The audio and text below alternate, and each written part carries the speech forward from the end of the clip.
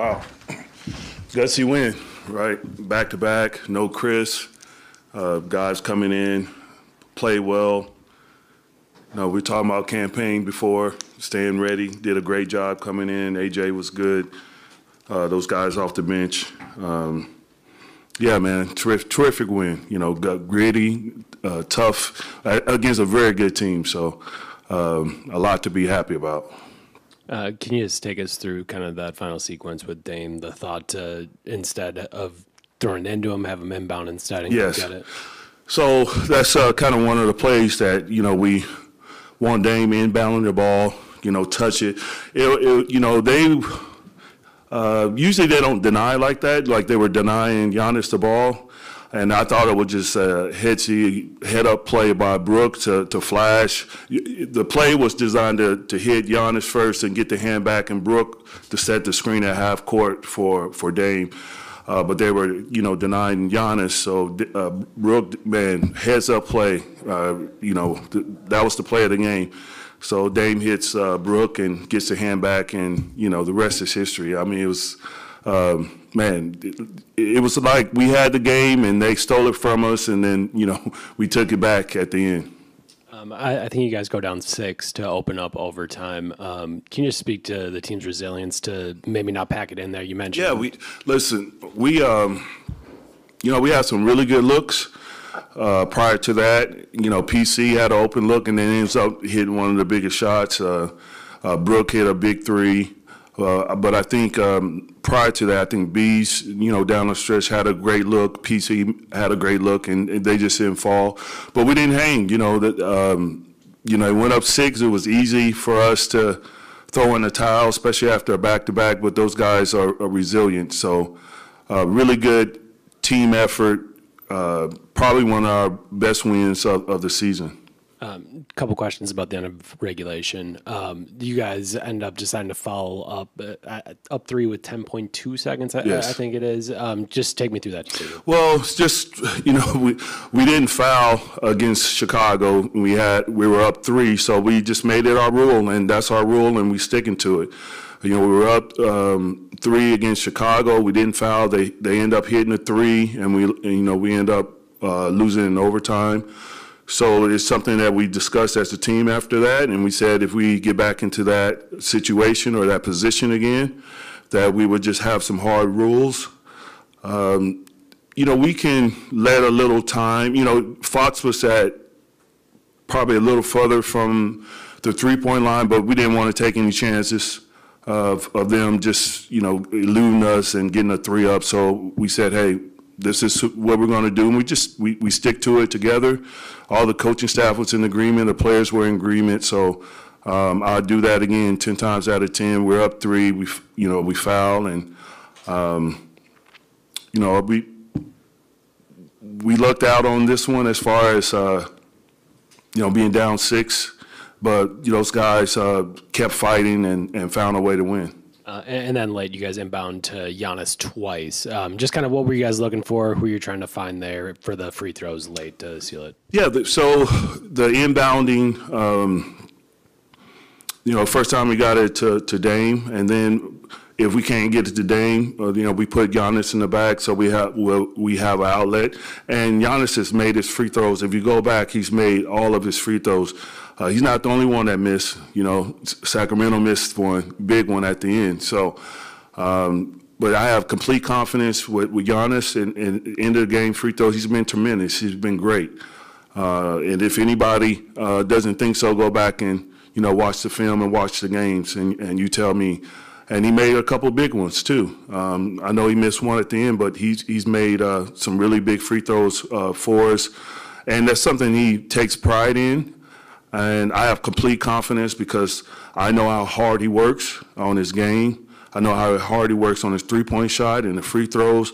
And when I see a player working as hard as Giannis works, I have no problem with them taking those shots because I know he works at it. And I'll do it 100 times over. You know, Giannis is a champion.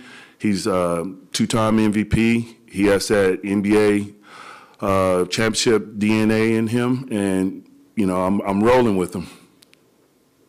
Back to your game winner by Damian Lillard. You have a lot of options there. I know there were only like 5 seconds left, but you could have gone to Beasley or Brook or Giannis down low and go for the and one. Did he ask for that play, or did you? No, I drew that up in timeouts. I wasn't expecting it to be 5 seconds. I think it was like 9-10 seconds. They threw it in to. Ideally, we wanted to foul. I thought the plan was to foul Sabonis, and I thought we fouled him a couple of times, but, they didn't call it.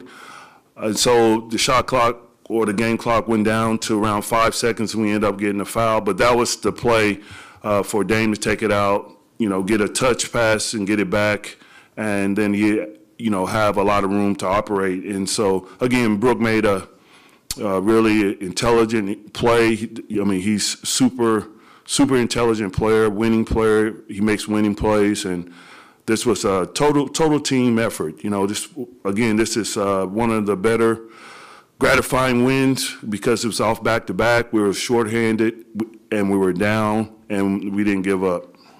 Malik Beasley, he had a good shooting night. What did you see from him? Bees, he's having a phenomenal year. If you look at what he's shooting, almost 48% from the three, he's elite at what he does. And, I'm happy for a guy like him. And it hasn't been an easy role for him as far as sometimes I have him on the toughest player on the other side, and he's taking the toughest challenge. And he's doing the best he can. He holds it down. And is someone that Giannis and Dame and all those guys, they trust Bees on the floor, and they look for him, and we have to even do a better job of getting him some more looks because he's just shooting the ball at a high clip, and these type of games bring our team even closer.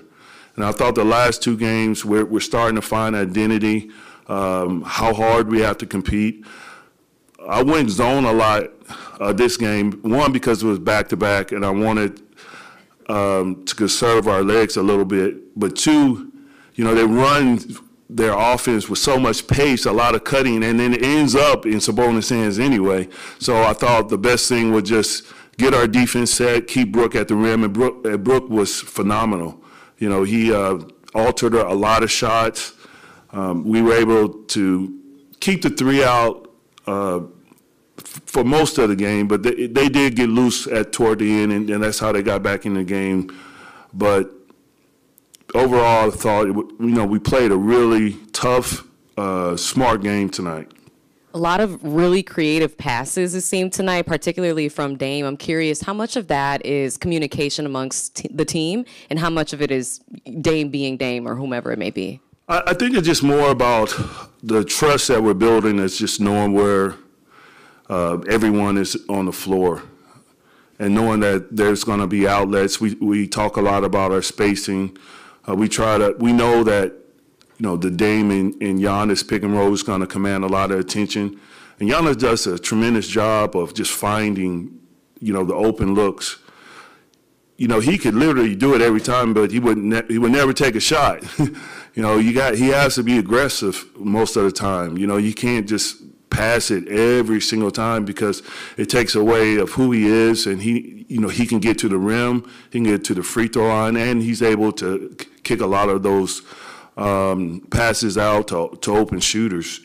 Case in point, tonight in overtime, he just spread around. B's got an open look, PC got an open look, and then he just, Dame and Giannis continue to keep trusting their teammates, and their teammates came through for them.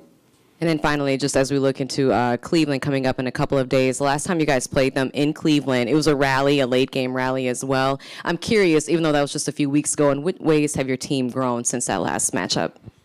Oh, man, you taking me – I'm still on the high from tonight's game, but they're a very good team, obviously. And when they get healthy, they're going to be even more dangerous. I think we played them without Mobley.